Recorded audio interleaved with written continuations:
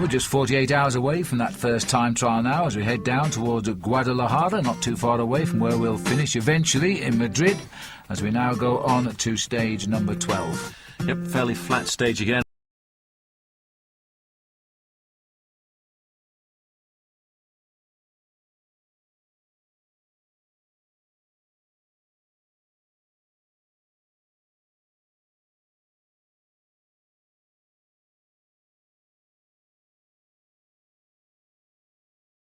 Nearly 51 kilometres were covered, a breakaway of 8 were chased down by Milram, and a new breakaway at around 78 kilometres has got clear, and they ain't going to get caught. They are not going to get caught at all. You can see now everybody's trying to get to clear. It's always a difficult situation when you've been in a long, successful breakaway like this. Nobody really wants to leave it up to the final sprint if they can. Well, I must say it would be nice if Ian McLeod landed this one, the young Française des Jeux South African rider, now in his second season with them. There he is, sitting in second place at the moment, on the wheel of Vladimir Gusev of the Discovery Channel. They put something in every move, Discovery Channel. They're really working hard to defend their team overall. And they're also, I think, trying to get themselves as many individual stages as possible. Lime green jerseys flicking across the road there, that's Luca Paolini. Can only be. He's the only leaky gas rider here, and that is an opportunist attack for Paolini. Remember, the Italians here, as always, are trying to impress Ballerini, who is the selector for the World Championships coming up. And this won't do any harm at all if he can hold them off. There was no reaction from that field. No, he caught them just at the right time. Let's not forget, this is a man who also tried to win a stage a couple of days ago as well, but this time it's slightly more to his advantage because it's a fairly flat run into the finish. He's a very good, strong sprinter. Once finished, I think, in third place in Milan-San Remo, and he's now got himself a slight gap. Not normally the kind of move that he would like because he's very explosive as a rider, but this has caught everybody off guard. Now he's got to commit himself 100%. No time to look over his shoulder here. I think I forgot to mention yesterday too that amongst the non-starters was Denny Menchov, the winner of this race last year. He didn't come out after the rest day, and frankly we've never seen him in the race the whole way, so clearly form not good. But Luca Paolini won't be worried about that, as he now looks as though he might have prized open a winning gap here. Yeah, it's very difficult for a lot of riders to be on form for the month of July and the Tour de France and still hold that form right through to be on form for the Vuelta a España as well. 3 kilometres to go. The problem is here, Phil, they're not getting themselves organised in the chase. They're sort of accelerating and slowing down, and that's not the way to pull a man down like this. You need to get the organisation immediately, try and get a rhythm going and try and nail him back. He's got, I think, here around about 10 seconds. Well, my money would have been all on the win here for the champion of Italy, because Paolo Bettini is in the breakaway, and that move that Paolini made was just the sort of move that Bettini normally makes when you can see the finish, and he's not going to be brought back, I don't think. Well, you know, the strange thing about Italians, whenever they race anywhere in the world, they very rarely chase down another Italian because it doesn't go down too well in the local press. And Bettini, of course, let's not forget, is preparing for the World Championships, and he might want to see a win by Luca Paolini, to have Paolini incorporated into the Squadra Azzurri for that event. Well, that's Gusev of the Discovery Channel. It looks as though it's splitting up a little bit here because there's a rider got away there. There's a Lotto rider in here too, and I think he's gone up the road there, and I'm not sure that wasn't Bettini with him. If it was the Lotto rider, it's Bart Dox. Well, this is Paolini now. A little bit harder now for him. Looks over his shoulder to see what his gap is. It's around about the 10 seconds, so he can't ease up as we look at this very difficult ascent here. Now, this is actually quite a nice finish for Paolo Bettini. If that was Paolo Bettini coming across there, he will be waiting for the moment to pounce if this man falters. Well, he's pulled himself right onto the nose of his saddle there. It's a nasty little finish, this. Another organiser's dream finish to split up the field as they're running towards the line. Perfect breakaway, still 2 kilometres to go. Not over yet, this race. I'd like to know that split up, you see.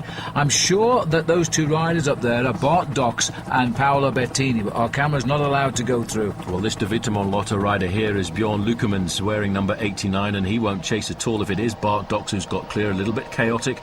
You could see Euskaltel Euskadi trying to get around the corner. They're now saying that the advantage here of this man is down to 7 seconds. He dare not look round. He'd be looking around every corner now, trying to see whether he can see the banners and the barriers, which will indicate to him he's getting fairly close to the final kilometre of this race.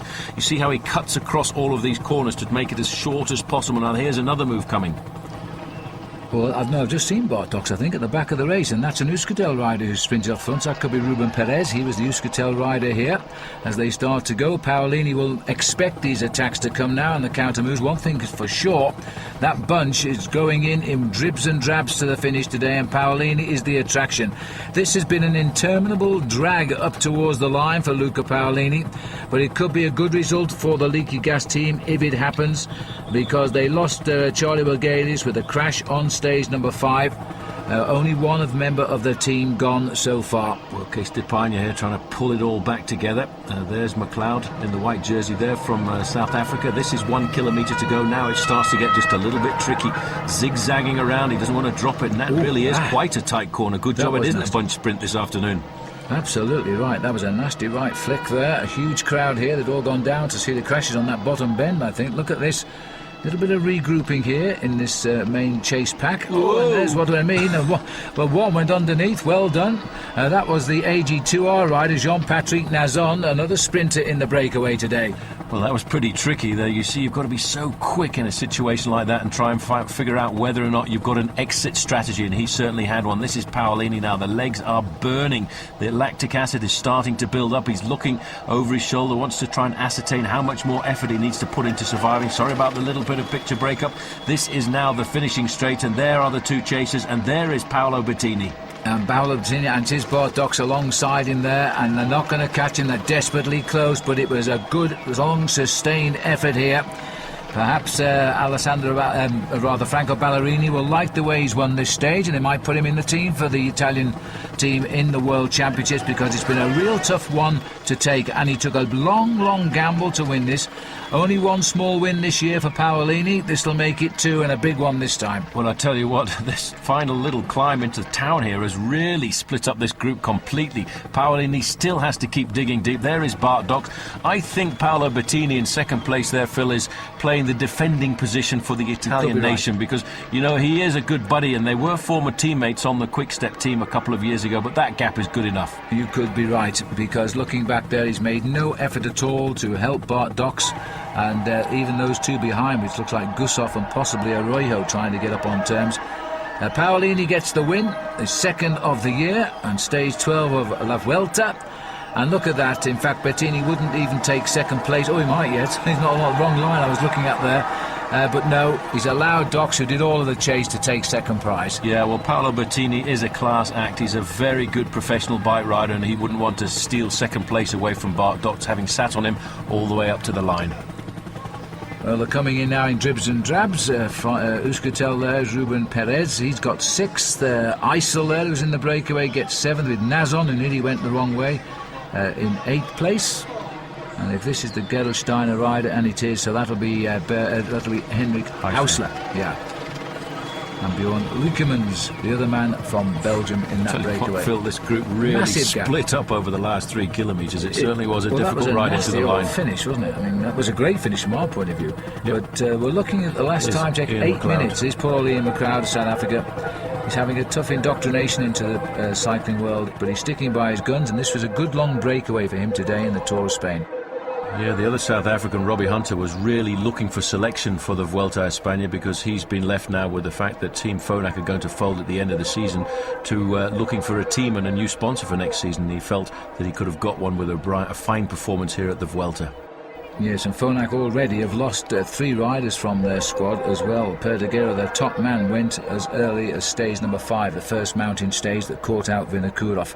But there's the winner today, Luca Paolini, just over 3.5 hours, 3:35. Dox, Bettini, Gusev, Arroyo it was, top 5 finishers. The main peloton are reportedly coming in at nearly 9 minutes. We'll see if that's confirmed. And then Nazon deserves a win. He's been up there a few days now, and Lukemans completing the top 10. There's the peloton. They're still coming in. Well, they lost an awful lot again. A breakaway getting clear in the early part of the race, and they didn't allow the breakaway to get off the front that easily because, as you said, Phil, a very fast first 2 hours of racing. But once the breakaway was formed, none of those riders really at all dangerous in the overall classification, so they probably said to themselves, let's have another semi-day off, but you still got to ride the distance, let's not forget. Well, change of direction tomorrow. We swing over towards the east as we head out to the coast, so that might be affected by the wind direction. And still a little bit frisky here. There's virtually nothing left for the points, but Thor Hushovd, I'm sure, will try and snatch one or two as they go for the line. Luis Perez leading out here. I think he's leading out the new sprinter on the block, the Colombian for Cofidis, Leonardo Duque, because that's Duque who's now taking it up on the left of the picture, and he's got Thor Hushovd right on his wheel. Hushovd needs to snatch every point he can get because he never knows how long he'll be winning points when we get to the mountains. And he'll have finished, if he was third in the bunch, around 13th or 14th place there for Hushovd. It's important for Hushovd just to get points even on these stages as well, because he knows how easily you can lose it down towards the end. There's the winner, Luca Paolini. A good win by him, as you said, only the second win of his season, but he is a very good sprinter and a good classics rider. But today I think what he was looking to do was impress the selectors for the World Championships for Italy. Indeed, his 13th win of his career, lucky for some. Valverde keeps it, and again for the third day running the time gaps look to be the same here, and the same names occupying the slots. Brakovic only slipped into that 6th place, and Paulino, who got up to 10th a couple of days ago, sits there now, 3:42 off gold.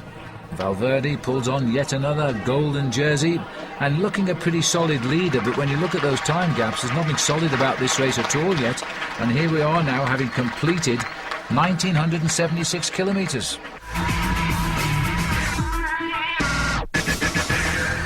And onward now after the 13th win by Paulino to stage 13 here, a couple of third categories early on as we race now across to Cuenca. Here are the riders moving away from Guadalajara, very flat on the plateau here, nearly the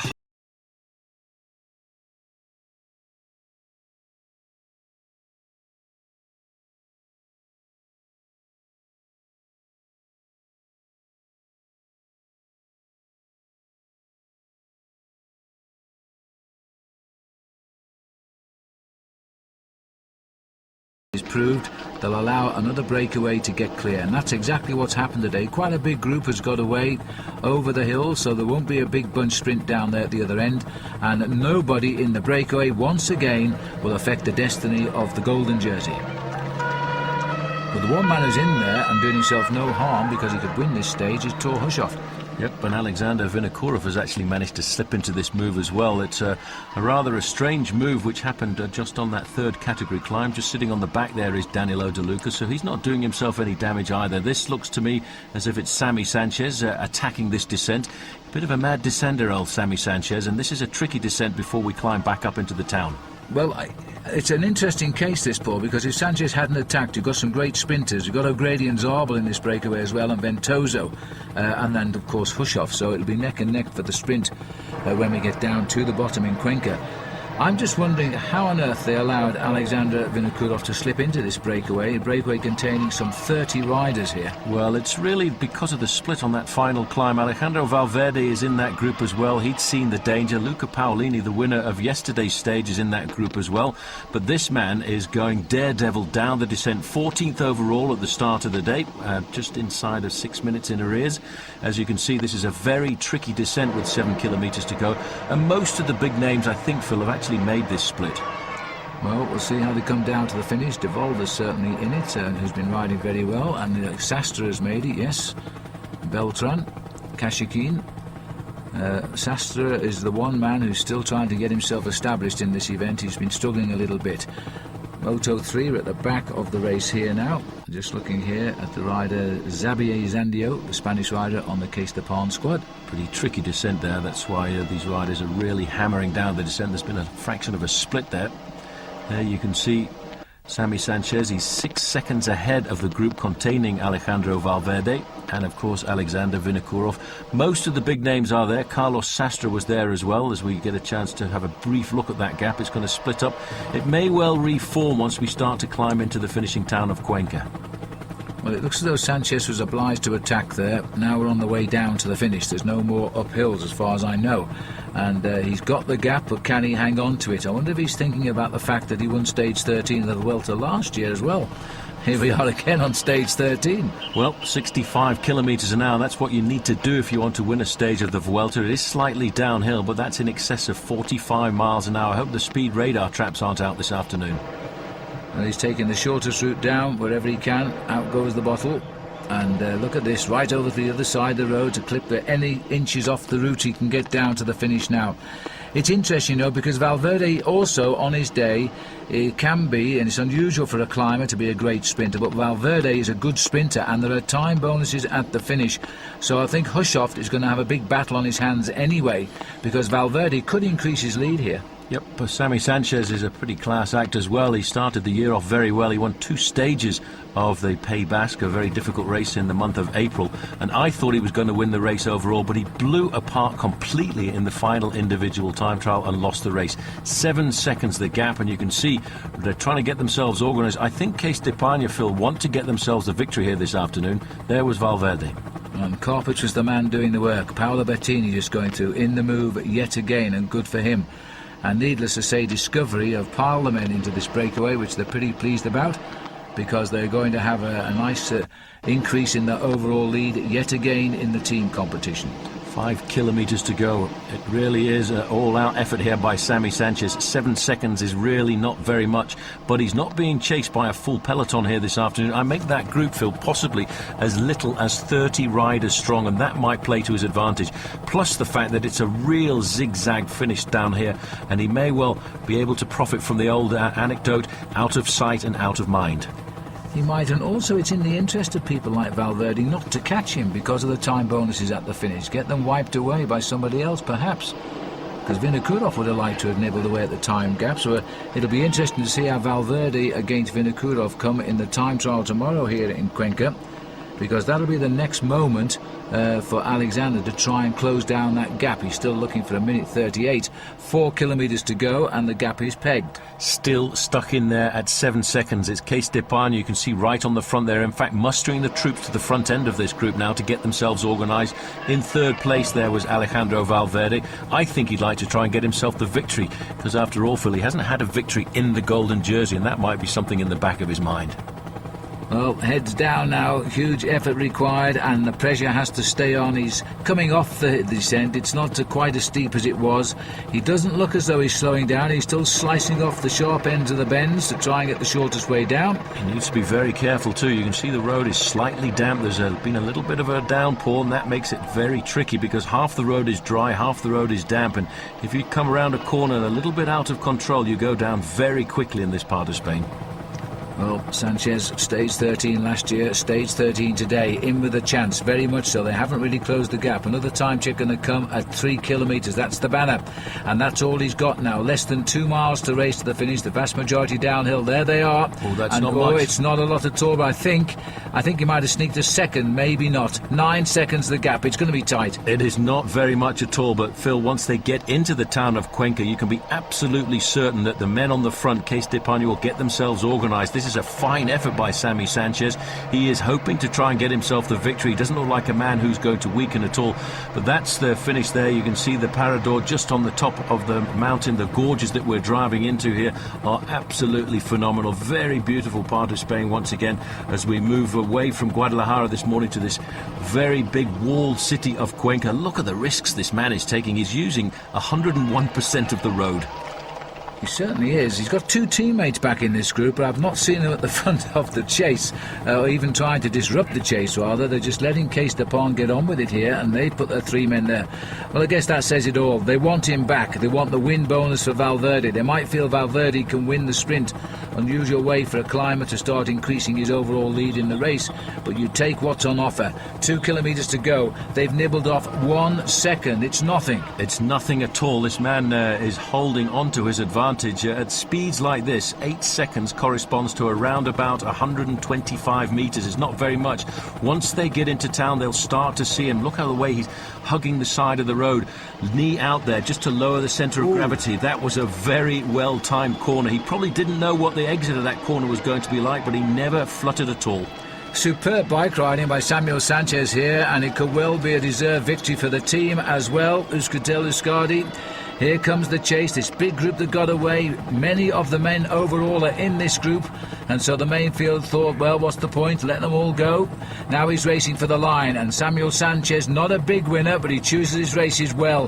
364 days ago, barely a year, he won, and now he's in the last kilometre, and I think he's going to do it again. Well, at 1 kilometre to go, we're waiting for the clock to stop. The team on the front is Case d'Espagne, Lille Baleares, and you know what? He's gone up to 10 seconds. They are organised on the front, Phil, but they're actually losing time to this solo effort by Sanchez. But now, this is not ideal terrain for him. It's very long, very straight, and they'll have him in their sights. He's even taking time out for a drink. Don't look over your shoulder now, because there's the field, and it's still the black jersey of Case d'Espagne who are trying to bring them to the line, so Valverde will wipe out. Oh, it's hurting now, and it's also a slight rise to the line here now. Oh, it's more than a slight rise. It's going to be touch and go. I'm not sure he'll stay clear.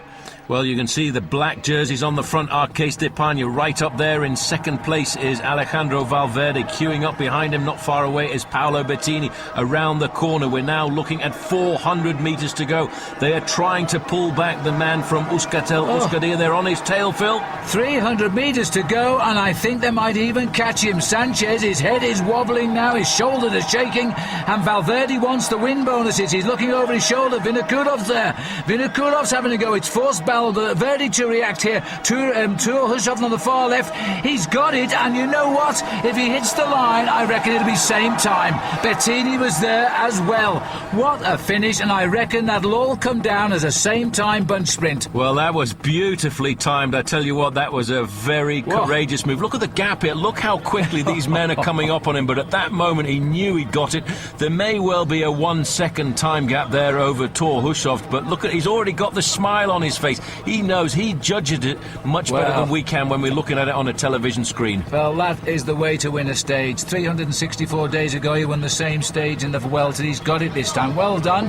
Thor Hushovd has also grabbed major points in the points competition, and Valverde, his face a picture there, wanted a time bonus, and he got one for third place, so he's increased his overall lead. Yeah, but that was a great win though, Phil, by Sammy Sanchez there. They weren't given the same time. Yeah, incredible. Yep, good timed move by him, and he really had to hold on. He never had more than 10 seconds advantage, but look how attentive everybody else was. Danilo De Luca was right up there in 6th place. Stuart O'Grady still being very consistent in 9th, and of course Eric Zabel once again getting himself inside the top 10. And they'll all be kicking themselves. This man got away on the only possible piece of road where he could get clear of the sprinters, that little rise, and he held it to the line. He descended so well the way he came off, cut off those corners, took risks, and it's paid off. He got the win. Let's have a look at the overall. There will be slight change. Kashikin now out because of the bonus to 35 seconds. Sastre, they're all in the same position overall. And Vinokourov now loses time. He's out to 1:46 for the time trial tomorrow. That's a big ask to take that out of Valverde, I must say. Will Brejkovic make a comeback, though? Under 23 former world champion. And Vladimir Karpic himself, a former white jersey winner of the Tour de France. But there, still last man to go tomorrow, will be Alejandro Valverde in the time trial.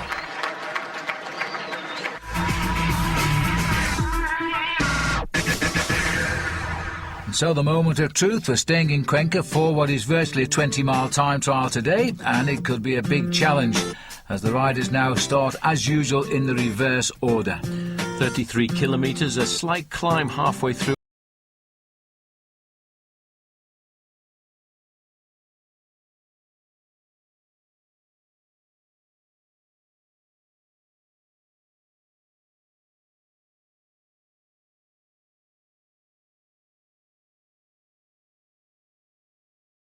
To improve his time trialling. This man is on the way back to the top of time trialling. Indeed he is. David Miller, disqualified when he confessed to using drugs when he won the World Time Trial Championship a couple of years ago. He's never won a bike race since. He made his comeback this June, and now he's back into his familiar role.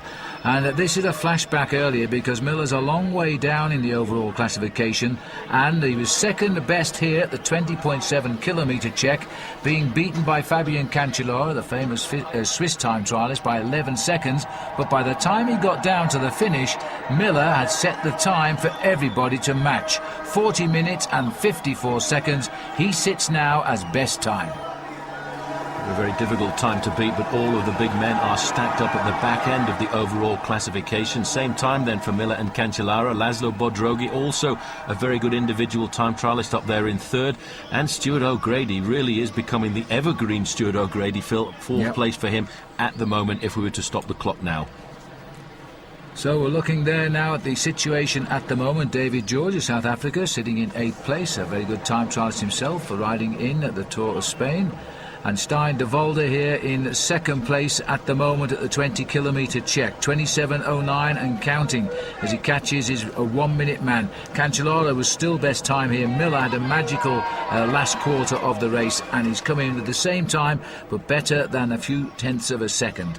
Last man to start. Very important individual time trial for Alejandro Valverde. It's only 33 kilometres, and he will have to do a good ride, because if he doesn't, people will start to eat into his advantage. But he looks pretty good coming out to the starting blocks. Huge pressure for the golden jersey here now. Remember that Valverde took over at the end of stage number 9 when Alexander Vinokourov won the day. We're now just another 24 hours away from the second rest day.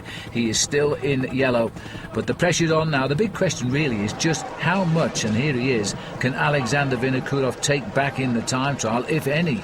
Well, he's got a seriously aerodynamic helmet on there. These riders spend a lot of time and money now during the winter months to try and get themselves as aero as possible, whether it be with the machine, whether it be with the helmet, or even the actual body position on the machine. This is Carlos Sastre himself, not really a very good individual time trialist, much better suited to the big mountain passes of the Alps, the Pyrenees, and of course the southern part of Spain.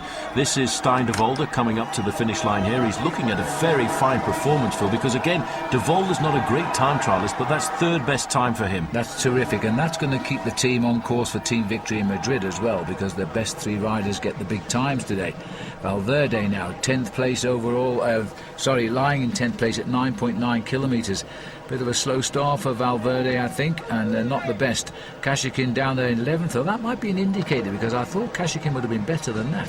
Well, I think that's what he's probably going to mark himself on here. Kashikin just starting in front of him in the individual time trial. There's the standings at the moment. Cancellara, Miller at 9.9 kilometres were the fastest men there. And looking further down, Alexander Vinokourov went through there in 7th place at 24 seconds. And just scraping inside the top 10 was Alejandro Valverde. At 20.7 kilometres, Alexander Vinokourov, I think Phil might now be paying for a very rapid start. And only 8 seconds gain. Well, I'm wrong. Valverde. Oh, he's gone through best time, 5 seconds quicker than Cancellara, and that would put him about 16 seconds quicker than David Miller, who is down there with the best time. So there's a big message gone out now. Valverde, of course, was still to reach that point, but that is a big target. Here's Kashikin now. Well, you see he's riding right up the middle of the road. This is a cobbled climb here, but the smooth stones in the middle make it just that little bit easier for him to ride on. Kashikin trying to keep himself in the top 3 at the moment. It's important for him to try and make sure that he doesn't lose too much time, of course, to the man who leads this race. This is the face of Carlos Sastre. Not a bad ride at 20.7 kilometres for Carlos Sastre. He's going to be inside of the top 10. This is not his forte, Phil, the individual time trial, but he's defending well. That's right, Miller, the leader, down at the finish, down to 4th now as the riders are getting through that gap. Here is Alexander Vinokourov. 34 minutes he's been out racing now. We're all anxious to see just how much time gain or lose will Valverde reach at that 20.7 kilometre check. We're going to find out. Here he comes. Look at this. He's second at the moment, so he's losing time, because there's the time of Vinokourov at 26 and now at 27.04 he's dropped behind Cancellara as well. So the gap is being prized open here. Alejandro Valverde, I think we expect him to lose time, Bob, but 10 seconds is not very much. Not very much at all. This part of the course, though, as I said to you earlier, Phil, really suits these riders who can get out of the saddle and change their cadence, because the first half of this race is very undulating. He's got a problem here. I think he had a problem with his chain there. Now that will lose him a little bit of time. Well, that's a shame, and the camera's jumped away from him for some reason, but there's the situation at the moment. Valverde, Kashikin at 50 seconds, Sastre at 1:12. This is the provisional situation, of course, organised by the computer at that check at 20.7. Now, it looks as though whatever was wrong with Valverde, he's got it going. This is the split showing direct links now to Andrei Kashikin, and it's 18 seconds the advantage. To the man on the left-hand side in the golden jersey, looking very good, looking very comfortable, goes right round the inside of the corner to keep his pace nice and high, and this is a rather strange position here as we go up to the line for Brakovic, and that's not a bad time for him, 13th. Well, that looks terribly uncomfortable, but Vakovic continues in this race and still appears strong. He's going to do well. He might even improve on his 6th place overall. Here comes now the arrival of Alexander Vinokourov. It's not going to be best time. He has slowed. Miller can breathe again. 40.59 is only 3rd. Yes, we're talking seconds, but it's 3rd. He slowed on that last 10 kilometres. Well, that's a brilliant time, really, by Alexander Vinokourov. 5 seconds only to men like David Miller and, of course, Fabian Cancellara, who are specialists at this kind of effort. So he's got to run out quite pleased, I think, with that. But for the rest of these guys, it's these final 10 kilometres that seem to be making the difference. This is Carlos Sastre, not bad for him either, Phil. He's going to finish inside the top 10. And we're going to see this race go down to the line again. This time trial is just closing it down rather than opening up the gaps as we thought it might today. Sastre's heading up towards the finish now. 40.59 for Alexander Vinokourov. Little bit of more time lost here at 41.18 for Sastre, but not a disaster with the mountains which still lie ahead on the road to Madrid. As he comes up to the line now, he's probably going to sit in 4th place on the finish. Sastre coming home and just about holding on to 4th. It's a very long ride down to that finishing line there as he keeps looking down to make himself aerodynamic and looking up to see where the finishing point is, and there it is. Thank you very much. 6th place for him, losing just 46 seconds. It'll keep him right up there. Yes, it will do, and he's got the white jersey on there as the combine leader. Here is out on course now, the descent being made here on the same road we ran in on yesterday when it was Sanchez running for home. We're now heading down with the race leader here, Alejandro Valverde. Meanwhile, down at the finish, it's the taller figure of the other Astana rider, and this is Kashikin. Kashikin, I think, has lost time to Valverde. We won't know that for a little while yet. But Miller's time there is under threat, and I don't think it's, as Paul says, it is a long ride up to the finishing line. And so Miller will see this rider, one of his danger men for the title today, slip away. He's now already in 3rd. Well, he's slipping down very rapidly now. He's now looking at the time of Stein de Volder, 41.38. He should go inside of that, but this is a long, interminable stretch. He's at 150 metres to go. That's going to take him another 12 or 13 seconds. And it's going to mean that he'll slip behind his teammate Vinokourov, and I really fancy Kashikin to probably beat Vinokourov in this time trial, but not to be. He's gone behind him by 21 seconds. Only one man left to come in now, and that will be the golden jersey of Alejandro Valverde. He's out on course, putting in some very good time splits, I think, Phil. He's not going to beat the time of David Miller, which is 40.54, but probably what's more important to him is the time of Alexander Vinokourov and, of course, Andrei Kashikin. And here he comes, the golden jersey of Alejandro Valverde now of David Miller. He's a lot closer to Miller's time than Kashikin was at this very point, but he won't get to 40.54. At the best now, it'll be a 3rd place finish for Alejandro Valverde as he comes up to the line. But has he got the better of Vinokourov, who currently sits in that 3rd place? Valverde riding on. He's done a great time trial. He's going to be in the golden jersey in the next few minutes for tomorrow as well. As he races up towards the line now, 40.54 is just about to go, and at the same time Cancellara's 40.54 will go as well. All of a sudden he's racing for 3rd place. Can he get there? Look at the time of Vinokourov, 40.59, and here comes Valverde. He won't get there either. He's now conceding time to Vinokourov, but we're talking absolutely no losses of any significance as the golden jersey hits town and he finishes the ride in 4th place. That's a great performance. It's a brilliant performance by a man who is reputedly not a great individual time trial, as he's lost himself only 13 seconds to Miller and Cancellara. He's lost himself 8 seconds to Alexander Vinokourov. I think at the end of the day, Phil, when he looks at the race results tonight, he's going to be a pretty happy man. You bet your life. He's gained 13 seconds on Kashikin and everybody else behind him here, including Sastre. Look at the gain on Sastre. Sastre's going to have to work very hard in the mountains now. Not a good result. And there's the happiest man. Well, good move by David Miller. He did admit to doping. He was caught in the possession of empty files in his apartment, but he came clean and came up and explained to the world that he regretted what he'd done. He served his time, and now he's caught himself and dragged himself, Phil, back up to the top of the sport with a win. And his first win for about 3 years as well for David Miller. It won't affect the overall, though. Valverde keeps his overall lead, increases it, in fact, over Kashigan to 48 seconds. Sastre hangs on just to third because Vinokourov is closing in. A podium position, perhaps in Madrid, is now on the horizon. And Brakovic keeps his 6th place. Karpitz has a good ride today. Danuka slips to 8th. And Marzoli completes the top 10 overall. And may well he smile, the golden jersey, because I think, Phil, that's probably the best individual time trial performance of his career so far.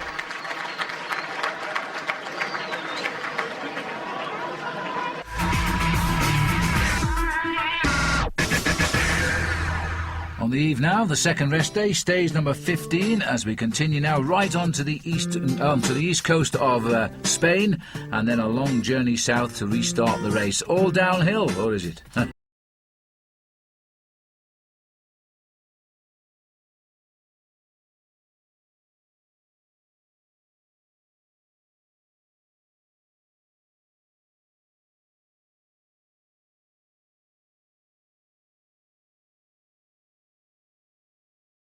Valverde has continued to lead, while Cauchioli is still the king of the mountains leader. Discovery still leading the team race, and Hushovd has never looked like losing the points competition, which he moved into the lead of on stage 3. Here we are now on stage 15, and rolling gently towards the Ford factory here in the finishing town. And really, I think at last we can settle on a bunch sprint. Well, they're trying to get themselves organised at the front end of the main field, stretching out the peloton into one big long line. You can see the riders who've done their turns at the front, swinging to the back of the main field. Quick Step trying to set something up here this afternoon, of course, I think for their man Paolo Bettini. And they've got a big organisation, very strong lead out here, but right behind them you can see the pale blue jerseys, and those are the pale blue jerseys of Team Milram and of course of Eric Zabel. Well, it's a very strange team, really, that Quick Step have in this race. They have only one leader, and the rest are here just to ride for him because they're not really individual winners themselves. And that is, of course, Paolo Bettini, and so that can be the only reason they're riding today. Bettini, surprisingly enough, can deliver some very fast bunch sprints finishes, and so he's going to clash swords now for sure with people like Thor Hushovd, Stuart O'Grady, and maybe others as well. Well, at 4 kilometres to go, Paolo Bettini's right up there in about 4th or 5th position. Just see him there with the red shorts.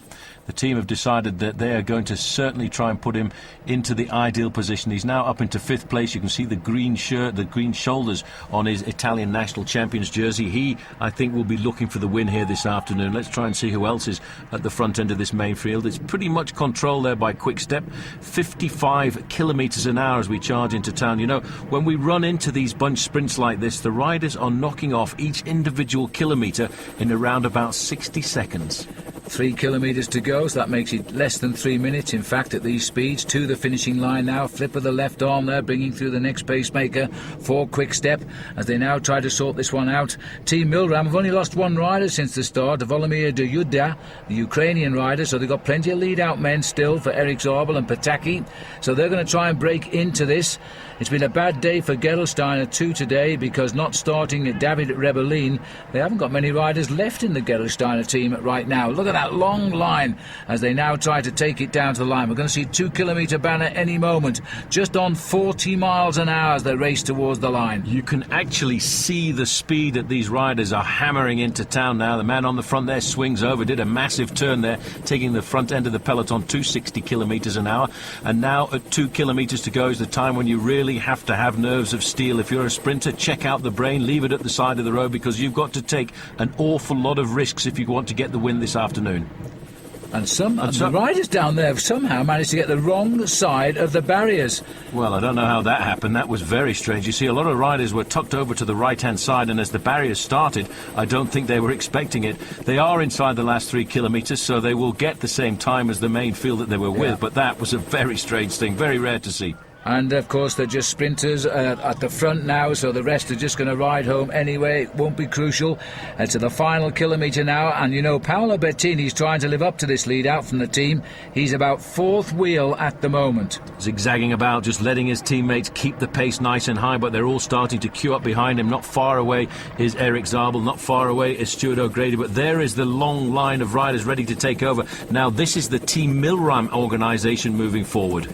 Well, they're trying to get Zabel and or Petaki up to the line first. I'm just trying to see if I can catch a glimpse of Thor Hushovd here, because it's another day he won't want to miss out here. He's had 1 win and 3 seconds so far, and I don't see him down there. Bettini is lying in fifth wheel. I think it's Zabel just in front of him, as Milram are trying to take their man to the line yet again. Yes, we're looking for the dark blue jersey of points leader for Thor Hushovd, and certainly I can't see him in the top 10 at the moment, but now it's Milram getting themselves the big organisation. I think today, Phil, Alessandro Petacchi might be the man trying to make the move, because he was in about third position. There he is. And he is indeed right behind Zabel. This time Zabel's going to try and take him to the line, but he's got Bettini locked into the back of that line. That's Napolitano too, of the Lampre squad, still looking. Oh, Hushovd's there. He's about sixth wheel on the far right of our picture now. He's got himself into the action. The face of Zabel here, but this is Napolitano trying to dice for the line now. Now opening up on the far right. Petacchi's complaining bitterly there. I don't think Napolitano did anything wrong, but they certainly blocked the approach. And this is Robert Foster who's hit the line. And just as I was telling you about a disaster today with Rebellin of Gerolsteiner retiring, half the team have gone home. They've still found a man to win the stage, and that, for Foster, will match his last day stage win in the Giro d'Italia this year. Well, look at this. This is a little bit of argy-bargy at the front. I think Alessandro Petacchi was going to try and see if he could get the old alley jets burning there. The rider who moved across there apologising to Petacchi, but at that stage in the game, if you lose your impetus, you ain't going anywhere. And that's Stuart O'Grady, by the way, over on the left-hand side. He's getting himself a well-earned second place. Stuart O'Grady has been so consistent in this Vuelta a España. He's got to come up with a win one day. There's a wry smile on his face. Sooner or later, Stuart, you'll get that win. But Robert Foster, he'll put this down as the best win in his career, along with his victory in the Giro d'Italia this year.